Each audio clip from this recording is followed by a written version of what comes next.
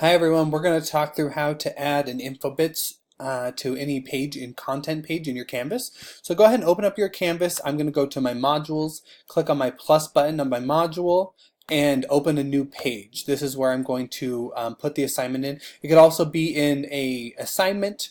You can do a quiz with it and something similar to that. So I'm just going to click new page. I'm going to call this my Infobits and click add item. Once that opens up, I can open it and it's ready to go. Now adding it to your page is simple as a few clicks. I'm going to click on the down V, the blue V for more external tools, and I'm going to try and look for kids Infobits. You can see it right here. I click on that button, it's going to open up Infobits for me and say, okay, what topic would you like? This is exactly what the website looks like for when students access it as well. So then I can go through and decide if I want something that is science related. And then it gives me categories underneath that. I'm going to choose weather and climate. And then it gives me a lot of different topics that I can go through and I could look more about. So lightning, for example. We'll click lightning. And now it gives me 5 different books about lightning.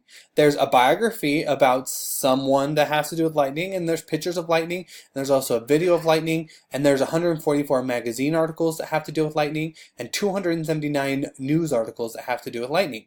So then I can see what I would like, and I can look at the content level key here. So basic is green circles, intermediates is yellow squares, advanced are my red triangles.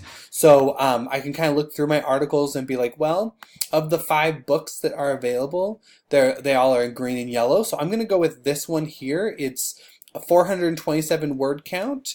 So I'm going to click on this. It's going to show me exactly what it is. I can see.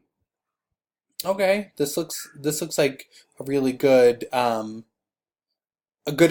so I can put either the link to the document or embed the document. Now in Canvas, the easiest thing is to embed the document, so I'm going to click embed document. It's going to do it for me, and there's the article now already in there. I click save, and now it's in there full, so students can go through and read it. They can also listen to it right inside Canvas, and I don't have to go outside of Canvas to find anything else out. And that's how you add Infobits into a page. You can also do the same thing if you want to create some sort of like quiz or assignment that they would need to read this and then answer some questions regarding it. So you could do the same thing where you go into a quiz here, more external tools, drop down and find kids Infobits, and you can do it the same exact way.